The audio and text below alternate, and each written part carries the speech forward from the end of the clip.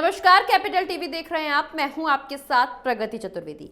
राज्यसभा में बीजेपी सांसद किरोड़ीलाल मीणा ने यूसीसी पर निजी बिल पेश किया था, जिसके बाद से ही देश में राजनीति गर्मा गई है। देश में समान नागरिक संहिता चर्चा का केंद्र बना हुआ है।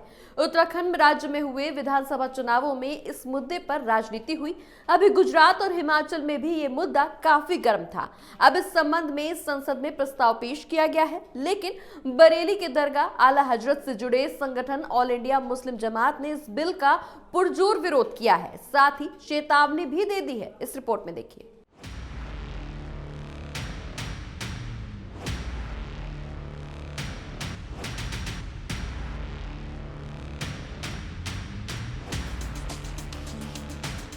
देश भर में यूसीसी को लेकर घमासान मचा हुआ है। समान नागरिक संहिता से देश की राजनीति एक बार फिर गर्मा गई है।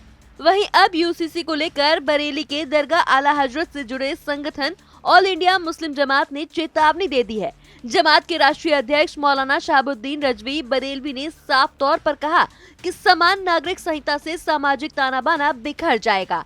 इस दौरान उन्होंने ये भी साफ किया कि अगर इसे जबरन थोपा जाएगा तो इसे देश का मुसलमान कबूल नहीं करेगा। मौलाना बरेलवी के बयान के बाद सियासत अब एक बार फिर से गर्मा गई है। जहां एक तरफ हाल ही में हुए चुनाव में बीजेपी ने उत्तर प्रदेश और हिमाचल में शिकस्त खाई है, तो वहीं यूनिफॉर्म सिविल कोड को लेकर देश में अलग ही घमासान देखने को मिल रहा है। यूसीसी को लेकर मौलाना बरेलवी ने कहा कि संविधान ने बेशक राज्यों को समान नागरिक संहिता लागू करने की इजाजत दी है, लेकिन संविधान में किसी समुदाय के धार्मिक भावनाओं को ठेस नहीं पहुंचाने की बात भी कही गई है। संविधान में राज्यों को निर्देश दिए गए हैं कि वो आवाम की राय ले। बरेलवी ने कहा कि हुकूमत जबरिया तौर पर इस कानून को आवाम पर नहीं थोप सकती, और अगर सरकार ऐसा करती है तो देश की जनता, खास तौर पर मुसलमान, इसे किसी हाल में कबूल नहीं करेंगे।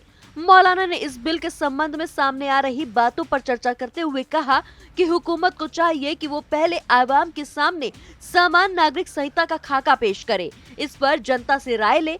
वहीं बरेलवी ने इस कानून की जरूरत पर भी सवाल खड़े करते हुए कहा कि सरकार पहले जनता को बताए कि इस कानून की जरूरत आखिर है क्यों, इसे लागू करने से क्या फर्क पड़ेगा, फिर जनता की सहमति से इसे सदन में लाना चाहिए। वहीं मौलाना ने ये भी साफ किया कि अगर ये कानून आवाम पर जबरदस्ती थोपने की कोशिश की गई तो मुसलमान भारत में रह रहे आदिवासी, दलितों, जैनियों और सिखों के साथ मिलकर बड़ा आंदोलन करने के लिए मजबूर होगा। मौलाना ने सरकार को ये भी साफ किया कि ऐसी परिस्थिति के लिए सिर्फ और सिर्फ सरकार ही जिम्मेदार होगी।